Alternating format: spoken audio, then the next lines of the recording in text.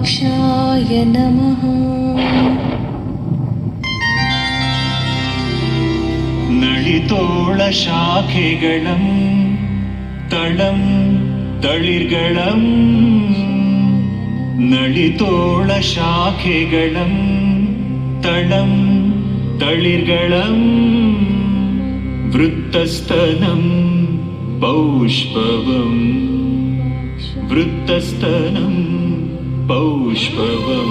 Goddess Pampambika is truly the tree of heaven, a bestower of the boon desired, her caring arms verily the branches of the tree divine. The forelocks that fringe the face of this great beauty frolic like youthful bees. Her long and slender fingers are like the tips of the lotus bud. I am the fortunate one who first inscribed ode in stone in praise of Mother Pampambika. My name is Maramarasa. I am bestowed the title Olagavitilaka. I am the younger contemporary of Kannada poet Rasika Chakri Harihara Deva, who composed the great work Girija Kalyana. Parvati Parameshwara, who are worshipped by the whole world, dwell in this setting as Pampambika Virupaksha. I believe they are the embodiment of Prakriti Purusha, manifesting the universe and the conscious self.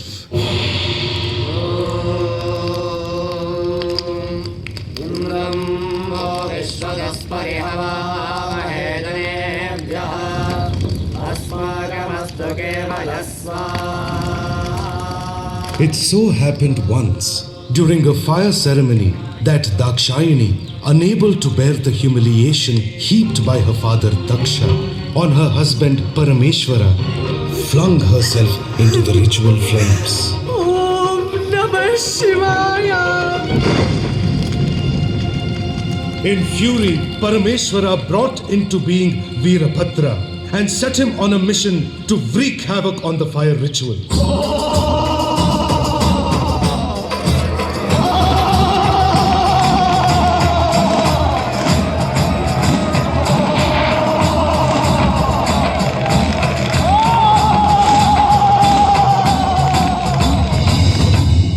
It was in her next avatar that Dakshayani was born as Pampambika.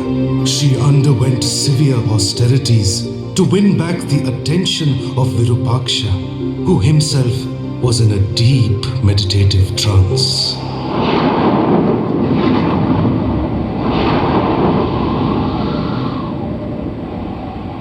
Om Virupakshaya Namaha.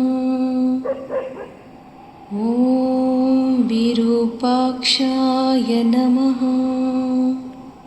Friend Vijaya, see, winter has passed, spring has passed, summer has passed, but it seems our Pampambika will not break her austerities until her prayers are answered. Jaya, look, here comes an old man. Namaste astu Bhagavan Vishveshwaraya. Come, let us ask him to bestow his blessings on Pampambika. Our salutations, O revered one. What a strange sight.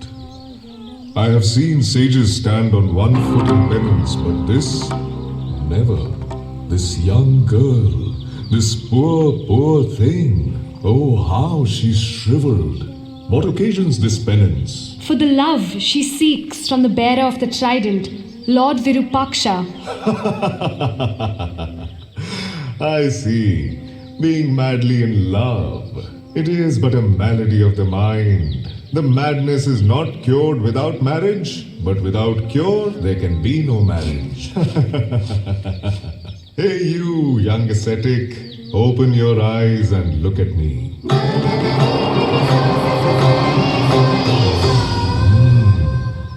My name is Shankara Bhatta. It means the one who can do good. Young bride, you are charming. One look fills the heart. But tell me, you do know about Parameshwara's appearance and eccentricities, I'm sure. Skull in hand, a wandering mendicant with elephant skin around his waist, sporting a garland of shrunken skulls. Just to think of him is enough to make one nauseous. You hissing snakes swarm his arms and neck. How is it that you seek him, whose bride won't even be able to embrace? Please, how can you speak so? He's a patron of frightening forms, a herald of the horrific. I cannot bear to hear this. I suggest you simply take me to be Parmeshwara and marry me this instant. No! After marriage, won't I be your lord? Your Pati Parmeshwara, as they say.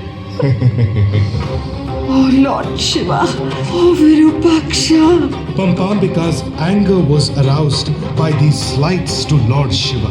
She picked up a lump of hardened holy ash that was in reach and hurled it at the old man. Cease, old man! Stop it!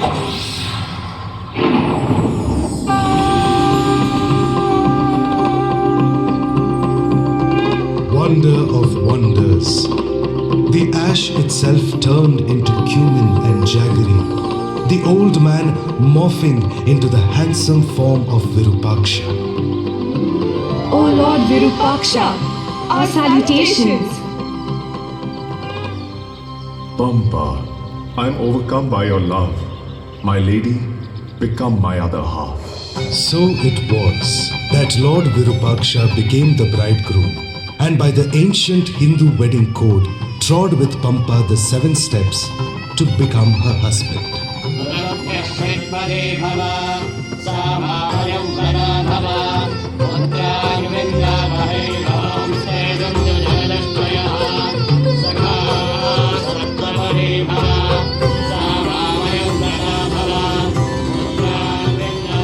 Held prisoner in her binding and abiding love, Virupaksha settled down here, and the place of Pampa, Hampi, rose to the attention of the world.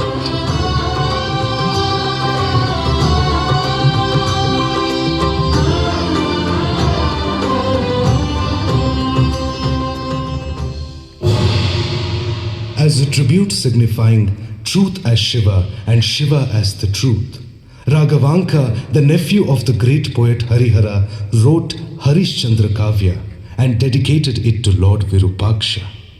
The poet likens this place of Pampa to the ancient city of Kashi, also known as Varanasi or Banaras. In the narrative, the poet describes how Harishchandra, the king of Ayodhya, puts himself on sale in Kashi, incognito, to fulfill his obligations to sage Vishwamitra. A 35-year-old youth from Vanga is up for sale. Oh, this Kashi is not just a place of hermits, but also a town of traders. As Lord Virupaksha presides over Pampa, so does Lord Vishwanatha at Kashi. Surely I will find a way to be free of my debt in this Kashi. Residents of Kashipura, I, Harishchandra, put myself, along with my wife and son, up for sale. Anybody with the means may buy us. Oh my god, he looks like royalty. The whims of destiny. The child is so fetching. To remain his truthful self, Harishchandra sold himself to a Chandala, the attender of the funeral pyres, and became his slave, guarding the spirits of the departed.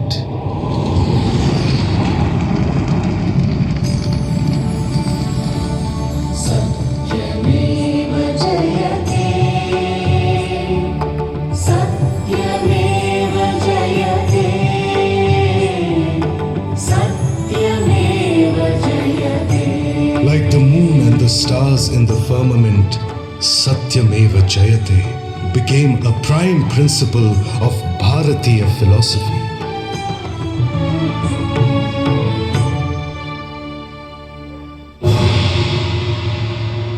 While that is a saga from the age of Krita, there follows in the age of Treta the epic of Ramayana, authored by poet Valmiki.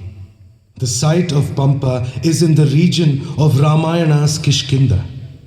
Vali, the king of Kishkinda, and his brother Sugriva are the stalwarts of the monkey clan.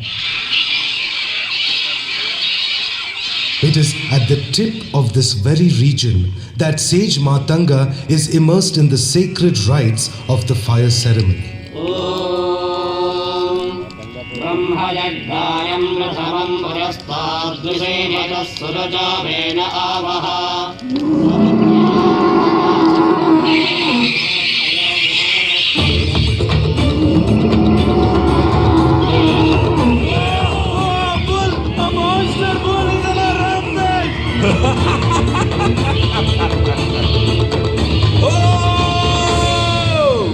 Kishkinda is now doomed!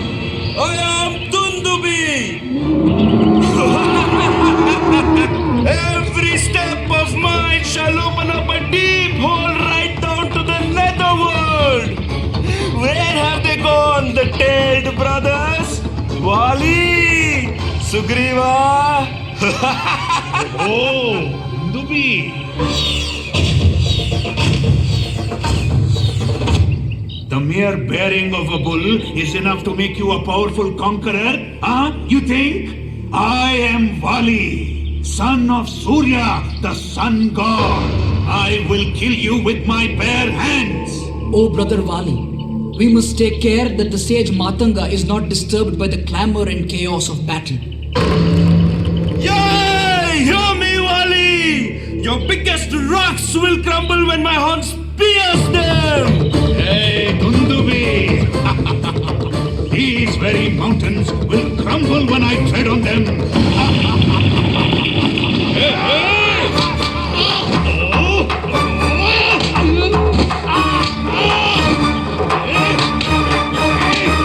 Oh, look! Brave Vali rattles the bull, taking him by the horns.